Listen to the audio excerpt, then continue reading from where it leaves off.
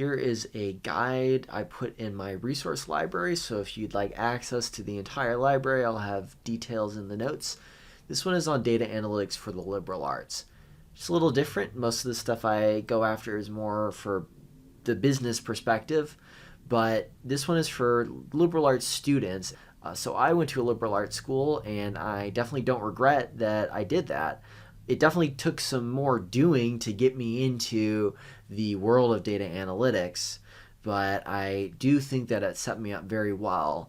And one thing I've really held to is that I got so interested in data analytics really because I was so much more attuned to qualitative research and the arts and things like that, that the more time I could spend out there, getting out of the building, is Steve Blank, the entrepreneur, is famous saying, to, really get out and explore the world for yourself, rather than just kind of managing and fumbling, wrangling data, not really getting any value out of that. So the more that I could be efficient and automated and really using data to the fullest extent, with the best workflow possible, that would allow me to do more of the qualitative kind of liberal arts sort of way of seeing the world.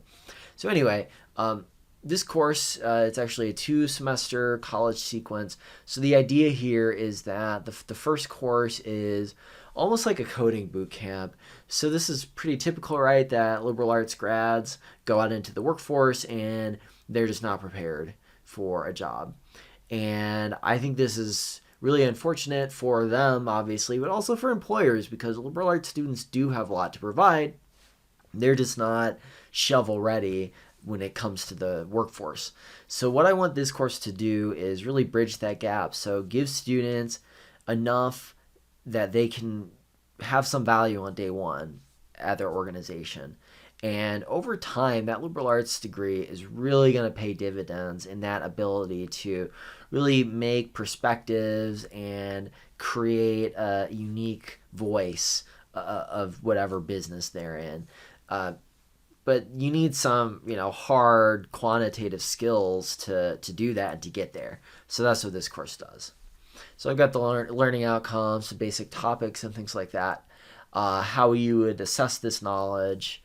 And then I have a second course here that this is going to be more for students who are interested in pursuing a liberal arts career, I would say. So whether that's as a professor or higher education just in general, education more broadly, I guess.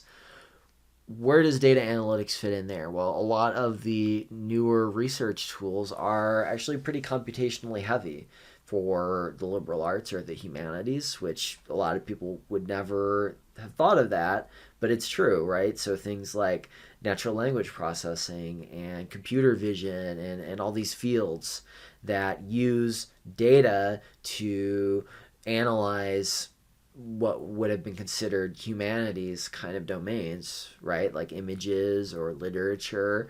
So this course is the foundation of those topics. And again, learning objectives, the topics, assessments, things like that. So what I want to do here with this 2-semester sequence is really take students through the continuum of what data analytics can do for them as liberal arts students. I think it's really easy to dismiss it when you're a liberal arts student, think that that's something that engineers do.